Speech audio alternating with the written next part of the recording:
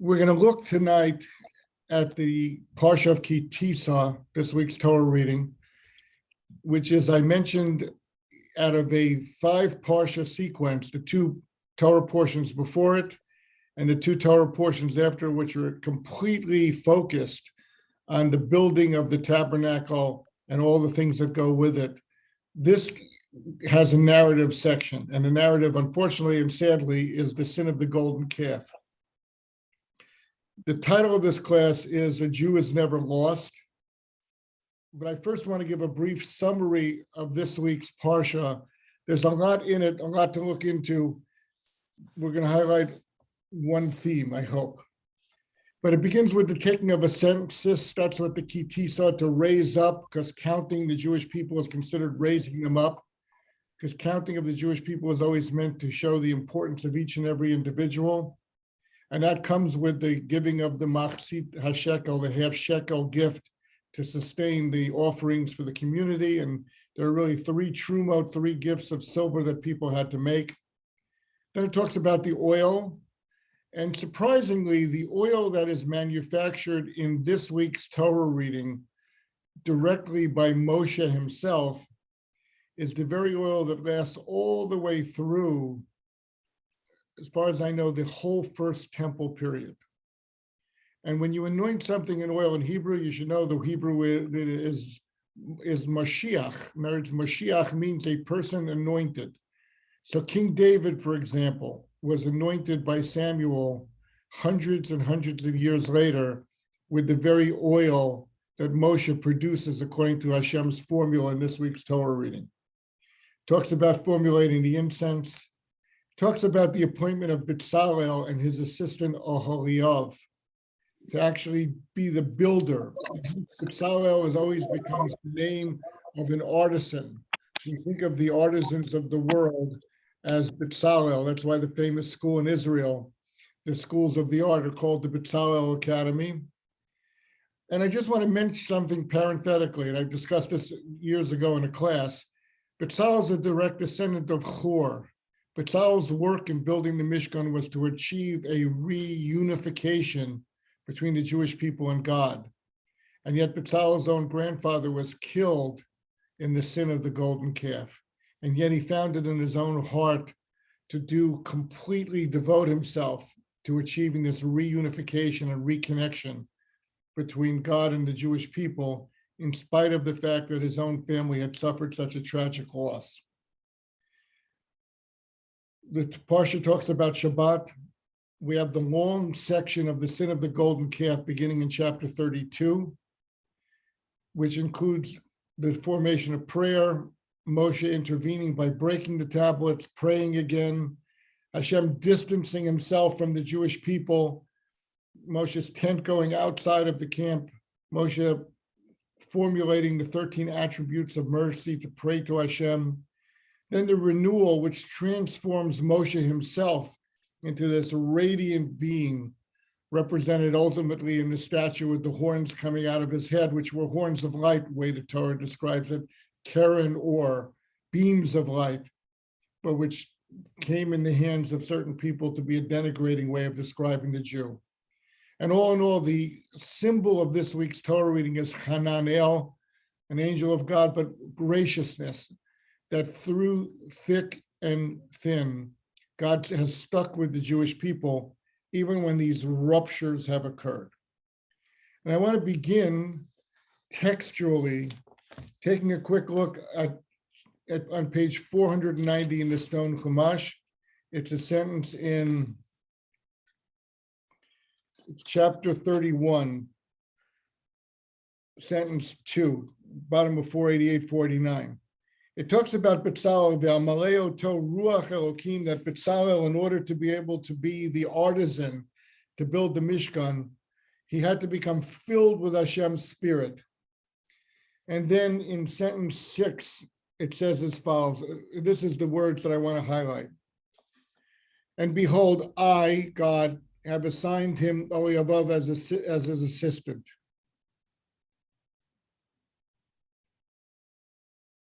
In the Hebrew, Kol chacham lev natati chachma. To all of the wise of heart, I have given wisdom. And therefore they're able to do everything that I've commanded them in terms of building the tabernacle. That's on page 490, 491 in the Art Scroll, and it's chapter 31, sentence 6. Now,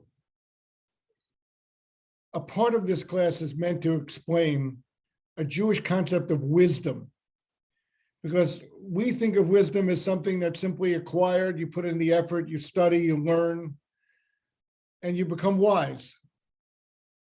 Some people might not call that wisdom and think of wisdom as a more expansive term. But the idea of being a chacham, of being a wise person, carries with it not just intellectual capabilities, but it carries with it also the capability of maintaining a pure heart and maintaining inner equilibrium. And with this in mind, I want to turn to the beginning of the sin of the golden calf, which is chapter 32. If you want to follow along, if you have an Art Scroll, Stone Chumash, it's the bottom of 492, 493. And what you see here in the narrative, it's very shocking, because this sin of the golden calf takes place 40 days after the Jewish people stood at Mount Sinai and listened to Hashem speak to them. And yet they go on to, at the insistence of the people, for Aaron to fabricate a calf, and then they worship that calf. But here's how it begins in the narrative. The people saw that Moshe had delayed in descending the mountain. So to get the exact timeline, the revelation at Sinai happened on the 6th, 7th day of Sivan. Moshe ascends the mountain, telling the people, I will be there for 40 days and 40 nights, communing with God, and then I will return to the people. And what was meant to happen was Moshe would return with the actual tablets of law, the 10 commandments, engraved in stone. And for the first time in Jewish history up until then, going through the time of Abraham and Isaac and Jacob and Joseph and the descent to Egypt, and the few hundred years of enslavement and the coming out of Egypt by the Jewish people, the revelation at Sinai, and now finally the Jewish people would have a thing, something tangible, something that they could touch and hold, which would become emblematic of their history and their relationship with God. Until then, there was absolutely nothing. And then the plan was to build this Mishkan, to build this tabernacle, and these tablets of law would be placed into the Holy of Holies, and therefore it would become the house of God in the midst of the Jewish people. So here's the major disruption. The people calculated that on the 16th day of Tammuz, the 40 days were up, and they expectantly looked up towards Mount Sinai, waiting anxiously, hopefully, for Moshe to return to come down the mountain. That's the narrative. The people saw that Moshe delayed in descending the mountain. And the people gathered around Aaron and said to him, rise up, make for us gods that will go before us. For this man Moshe, who brought us up from the land of Egypt, we do not know what became of him. Aaron said to them, remove your rings of gold that are in your ears and those of your wives and sons and daughters, and bring them to me. The entire people removed their gold rings, did everything he said. And Aaron said, tomorrow we'll have a festival for Hashem. Aaron was trying to delay them. How do we understand this? And it's understood with many different themes being raised by the commentators. But I want to point out one basic, inescapable premise here. The people were terrorized. They were gripped by fear and worried. This man Moshe, who brought us up out of the land of Egypt, we do not know what became of him. On a certain level, what I want us to envision, and this is the only analogy I can think of, is when you have an infant in your home sitting in a high chair, and the mother walks out of the room for a moment, and the child becomes hysterical. And then the mother says, no, no, I'm here. The child hears the mother's voice, calms to an extent, but still very agitated. And then finally the mother returns and the child can calm down again. Now, what does this mean in terms of a nation, in terms of a people's bond with Hashem being disrupted, with people actually over a period of 24 hours reaching such a point that they could dance around an image of a calf made out of gold, and they could point to it and say, this is our God, O Israel, which brought us up out of the land of Egypt, which is what they said. How could that happen? So I want to suggest to you as an approach here, without looking at all the insights that the rabbis and the commentators explain. People lose it when they lose it. In other words, this sense of panic, the sense of fear, the sense of being lost, being no place, being abandoned, has such a primal grip on a person that it causes the person to become disassociated from their bearings, from their wisdom, from all that they know to be true. You know, what's very insulting, you know, when you're the father of an infant and the infant's mother walks out of the room and the infant goes hysterical, and you can bet anything on this, is that the father will look at the infant and say, I'm here, daddy's here. And for some reason, that doesn't seem to do very much good in calming down the child, because there is no answer for a person who becomes gripped or overwhelmed by an emotional disturbance, a panic, a sense of being lost, a sense of losing your bearings. That type of turmoil clouds vision. It pushes out wisdom. It completely changes a person's perspective on everything. And this speaks to the notion of what the Jewish idea of wisdom is. We have statements. For example, the Talmud says, Ezul Chacham Haroa et Hanolad. What is wisdom? It's seeing what's in the future. It doesn't mean being a prophet. It means being able to anticipate the outcome or the reaction of choices you make now. That's wisdom. And we all know how short-sighted people become when they're agitated, if they're insulted, or if they feel harmed, or if they feel angry and they lash back. So all these type of reactions, all these type of sense of being seized by some disturbance, emotional, psychological disturbance, it drives wisdom out of the person. We have another definition of wisdom.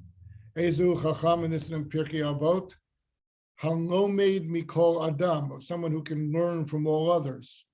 This points to the notion of arrogance and a sense of feeling superiority as literally robbing a person of their useful intelligence and causing the person to step off a roof and plummet to be harmed simply because they felt as though the warnings of others or the advice of others is irrelevant to me because I see better, I understand better, I know better than everyone else. So what we see from here are notions of wisdom that are different. I'll quote one other Talmudic statement, and this is from the Talmud in Pesachim, and it's tractate of Pesachim 66.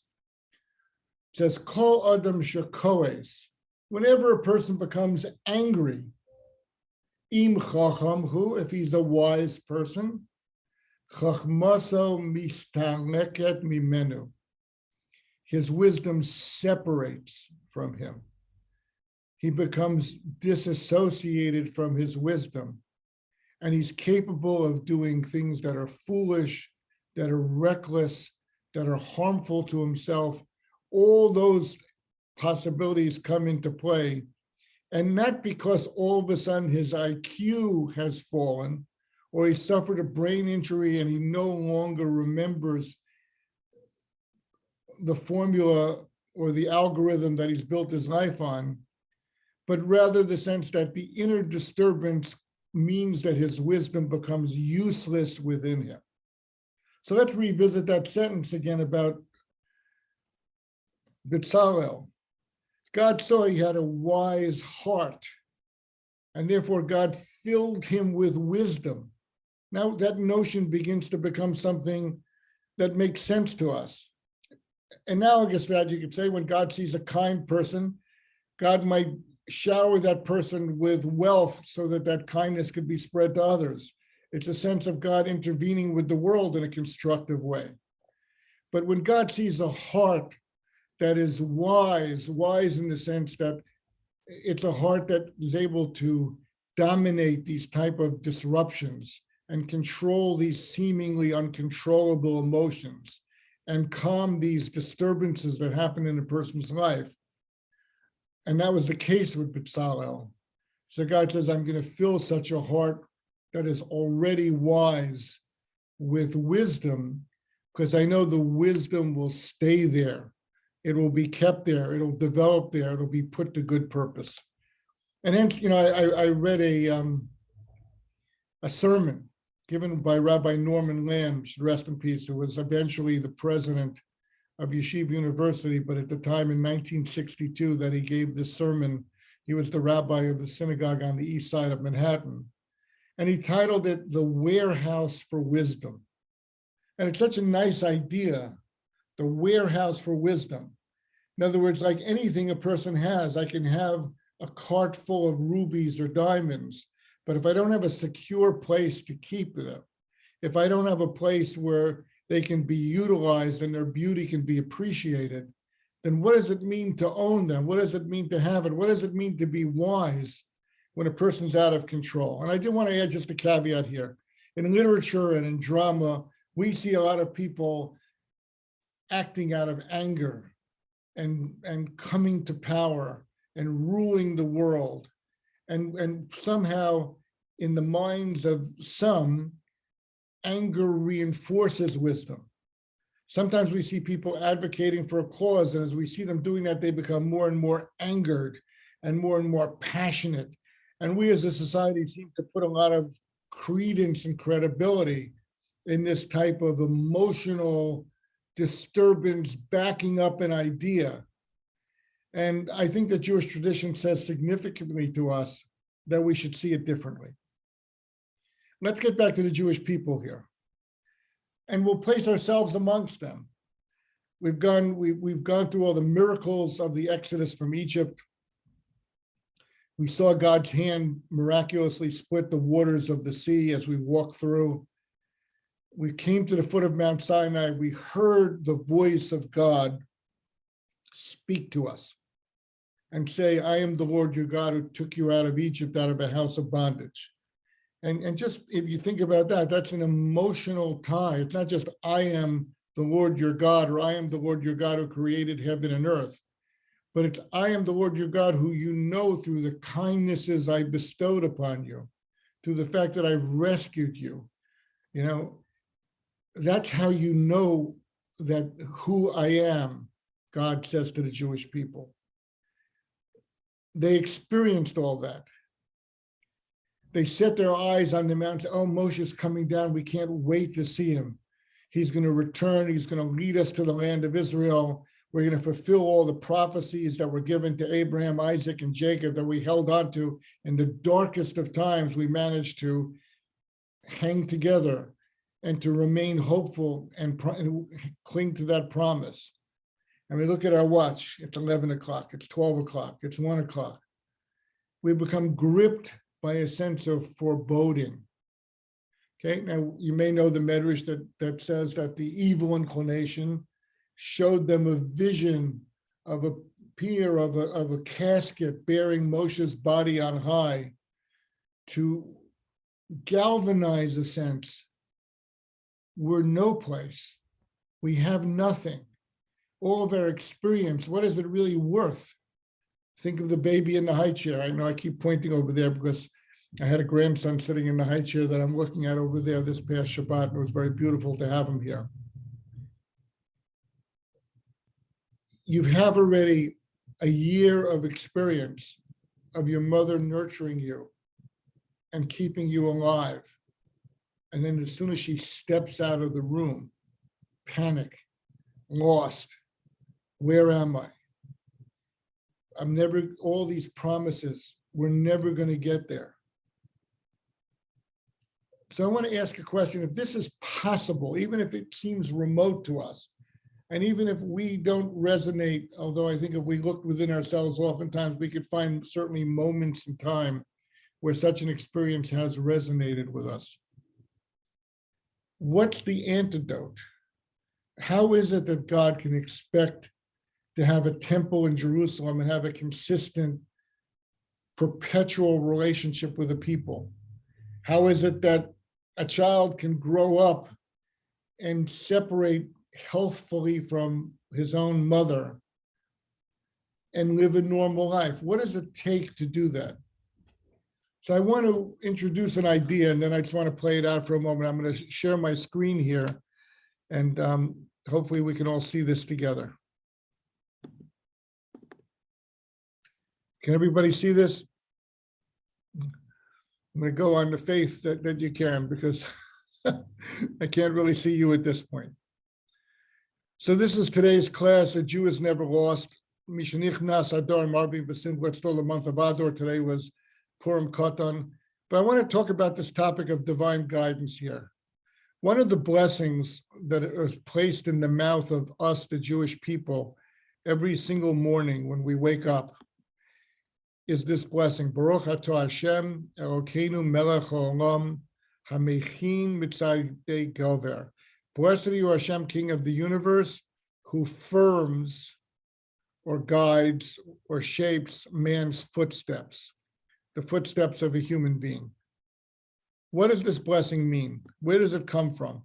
What's the source of this blessing? Let's take a look at that for a second, because it's just one of the blessings that we say every morning. We tend to ramble through it. We tend not to spend a lot of pay a lot of attention to it. But I want to suggest, in looking at this week's Torah reading, that we pay a little bit more attention to it. I'm sorry, it's not translated here. Mishlei is the book of Proverbs. And there's a sentence in the book of Proverbs that I'll read to you, and I'll translate it for you. The sentence is chapter 20, sentence 24. May Hashem mitzadei gaver ve'adam ma yavin darko. Directly translated, it could almost be translated sarcastically. From God comes the pathway of a human being. And an Adam, a person, ma yavin darko, what does he really even understand? We sort of walk along the road, we trust, we're sort of lost. We really don't know what's coming. We have our worries, we have our fears. We sort of feel our way along in life from one step to the next. But God somehow directs us and we find our way. That's a translation. The Vilna Gaon, and this is his insight below, the Vilna Gaon takes this sentence and he does something he often does in his commentary on Proverbs. He flips the sentence. He takes the final phrase, V'adam ma yavin darko, and a person, what does he understand of his way? And he puts those clauses first, and he translates it as follows, and this is spelled out here. V'adam ma, and human beings, what is your task? What are we supposed to be doing? Yavin darko. We have to make an attempt to understand the proper path and to set out on that path. That's the final phrase. He puts that phrase first, and then I'm adding the word then. Once we do that, once we stay focused on our task, which is to choose a way of life and to cling to a certain way of life and a certain pathway through life, then may Hashem mitzadei gaver, then Hashem will help us and guide us. So that's the sentence. So in other words, this blessing almost reads as follows: Blessed are you, Hashem, Melech Olam, the King of the universe, Hamechin mitzadei gaver, as I seek to find the proper way in life, it is you, God, who firm up my footsteps and guide me on the proper path. So it's a partnership. It's me being diligent and thoughtful, but it's me ultimately relying on God, seeing to it that the path that I'm on leads to a destination that I'm pleased with. And this is related by the commentaries to a statement in the Talmud in Shabbat 104a.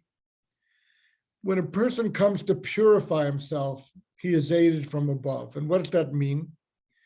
It means that to the extent that we seek a way of life that's constructive and that's meaningful and that's within the directions and parameters that God gives us to follow, then Hashem says, okay, you're trying your best. You're taking these steps, and I will firm up these steps and guide you from above so that you reach the proper place. And I just added a note here from one of the other commentaries in Proverbs and says, this is no contradiction to free will. This is not a free ride that I can sit back and God will guide me to my destiny. People must take the initiative to do what is right, and then his steps will be supported by Hashem for them to be fulfilled. And what I want to say for this is that perhaps, and again, I'm not here to judge the nation of Israel that went out of Egypt, but perhaps had the Jewish people at this moment had a greater sense of this partnership with God, if they would have taken this blessing to heart and have said it every day, and obviously the blessing is a creation of the rabbis many centuries later, but it's meant to implant with us the following attitude. I wake up in the morning. There's plenty of things to panic about. There's plenty of things to worry about. There's plenty of reasons for me to try to take shortcuts or to choose a path that's expedient but not right. But this blessing tells us, listen, buddy, to the extent that you give thought to going in the right way and you take initiative along the right way, to that same extent or even a greater extent, will God firm your footsteps and see to it that you come to a place of fruition. Now, don't get me wrong. This is not this is not a Ouija board. Doesn't mean that life doesn't have its hardships and its challenges and its difficulties, and it doesn't mean that really good people don't face dead ends to pathways that they've chosen, even when they've chose them nicely. Doesn't mean any of those things. But it means that as we live our lives, we have to see this balance and this partnership with us, that we're pursuing, we're staying true to our job to choose what's right in front of us. And it's God who will fulfill everything else. And perhaps had the Jewish people been more deeply ingrained with this attitude, then as they looked at their watch and said, oh, it's been 40 days and it's 11 o'clock in the morning. It's 12 o'clock in the morning. It's 1 o'clock in the afternoon. Where is Moshe? Will Moshe ever come back? Are we lost? They would have had more backup speaking within them to say, well, wait a second. What is going on here? Were we not miraculously redeemed from the prison of Egypt and from the bondage there? Did we not see the sea split in front of us miraculously? Did God not bring us to Mount Sinai? Did God not speak to us? Okay, right now I have a sinking feeling in the pit of my stomach. And even if the ultimate Satan, the ultimate challenger of the Jewish people, paints a black picture in my head, and I see Moshe's body being carried away in a coffin, even with all that in front of me, I still am going to fall back on a sense of wisdom, a sense of partnership with Hashem, a sense of inner security that's been built over my lifetime, where it's not just me who has gotten me to where I am, but it's me making good choices and God thankfully supporting those choices and guiding us and reinforcing us. That's what's gotten me to the place I am.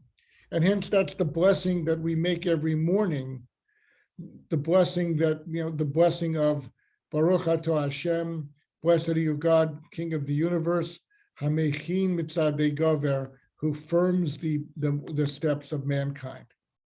And now I want to return to this idea of wisdom for a moment. And this is another sentence in this week's Torah reading, chapter 31, sentence 18, which can be found on page 492, 493 in the Stone Chumash. And this is just before the whole incident of the golden calf.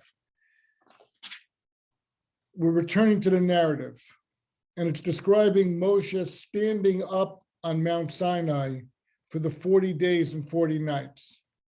And the Torah says in sentence 18, when God finished speaking to Moshe on Mount Sinai, reading sentence 18, God gave Moshe the 2 tablets of testimony, stone tablets inscribed by the finger of God. Now the word in Hebrew, vayitain, to give, has in its connotation the word matana, a gift.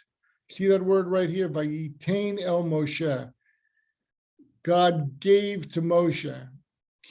God gave to Moshe, when he finished speaking with him, 2 tablets of stone testimony.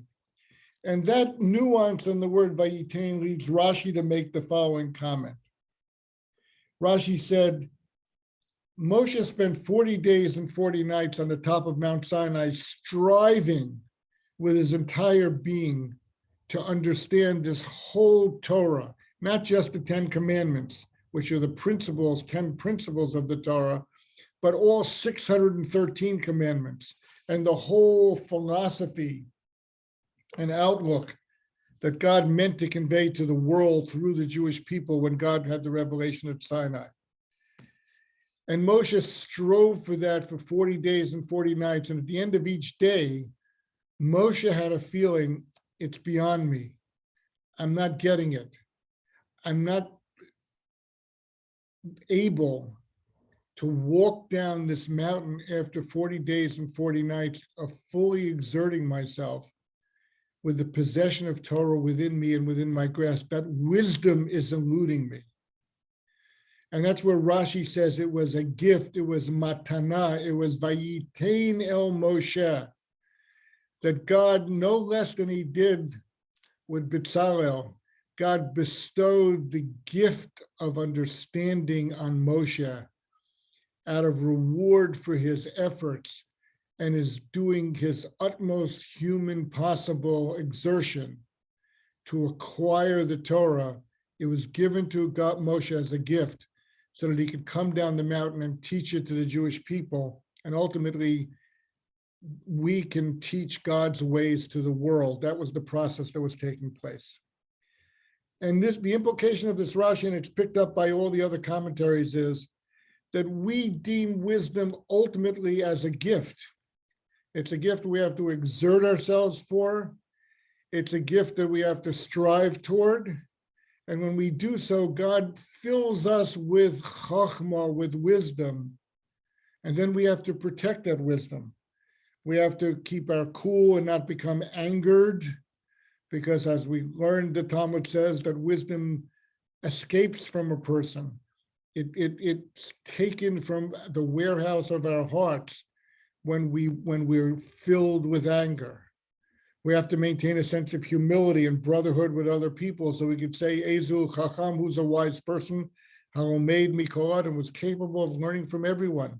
People less smart and people less wise, but yet there's something important to learn from them. And that's the attitude that a person has who wants to not only acquire wisdom, wants to maintain that ownership of wisdom.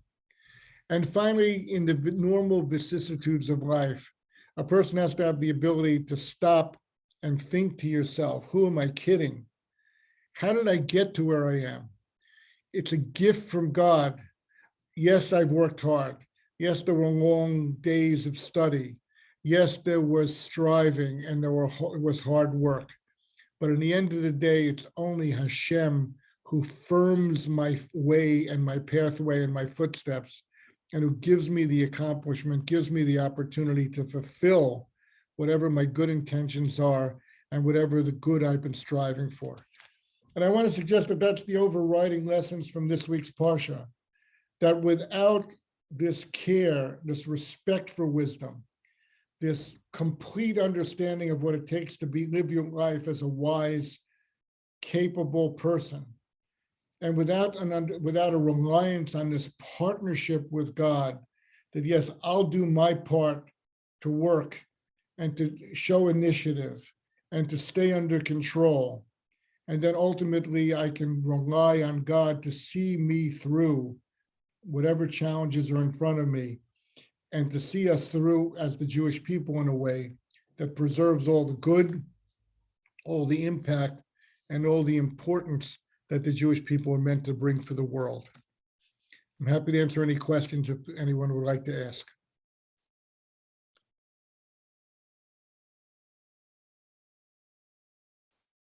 Okay, I want to thank everybody for joining, and I want to wish you a good evening, and please God, we'll see each other next Tuesday night. Have a good evening.